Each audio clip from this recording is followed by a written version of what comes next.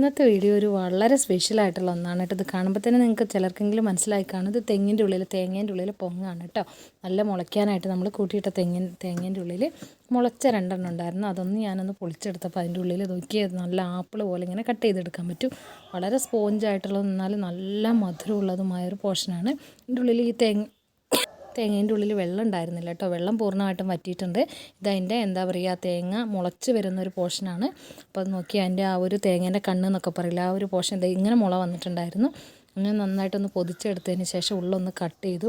Cut ചെയ്തപ്പോൾ ഒരു മുറി കവർ ചെയ്തിട്ട് ആ തേങ്ങേൻ്റെ പൊങ്ങ് വന്നിട്ടുണ്ടായിരുന്നു. ഇതതിൻ്റെ മുളയാണ്. മുള പുറത്തോട്ട് വളരുന്നതിനനുസരിച്ച് ആ മുളയ്ക്ക് വേണ്ടിയിട്ടുള്ള എല്ലാം ഈ തേങ്ങേൻ്റെ ഉള്ളിൽ ഇങ്ങനെ സ്വരൂപിച്ച് വെക്കുകയാണ് ചെയ്യുന്നത് കേട്ടോ. നോക്കി എന്തൊരു മനോഹര, കാണാനും നല്ല ഭംഗിയാണ്, കഴിക്കാൻ അതിലും ടേസ്റ്റായിരുന്നു കേട്ടോ. നല്ല പഞ്ഞിക്കെട്ട് പോലെയുണ്ട്, ധാരാളം വെള്ളവും ഒക്കെ ചേർന്നൊരു പഞ്ഞി കഴിക്കുന്ന പോലെ നല്ലൊരു പ്രത്യേക ഒരു ഫീലാണ് അത് കഴിക്കുമ്പോൾ. വളരെ ടേസ്റ്റിയാണ് കേട്ടോ. അപ്പോൾ കഴിച്ചവരൊക്കെ ഒന്ന് കമൻറ്റ് ചെയ്യൂ കേട്ടോ. അപ്പോൾ നിങ്ങളുടെ നാട്ടിലേക്ക് ഇതിനെന്താ പറയുന്നത്? നമ്മളിവിടെ പൊങ്ങുന്നാണ് കേട്ടോ പറയുന്നത്.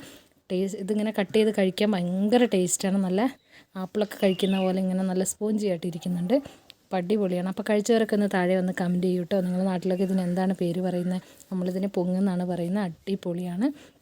അപ്പോൾ ഇത് പതുക്കെ ഒന്ന് ആ ഒരു അടിയത്തെ ഭാഗം ഒന്ന് കട്ട് ചെയ്ത് കളഞ്ഞിട്ട് കത്തി കൊണ്ട് ചെറുതായിട്ടൊന്ന് ഇളക്കിയിട്ട് ഇതുപോലെ ഒന്ന് കട്ട് ചെയ്തിട്ട് കഴിക്കുകയാണ്. അടിപൊളിയാട്ടോ. അപ്പോൾ എല്ലാവരോടും ഒരുപാട് സ്നേഹം. Thank you for watching.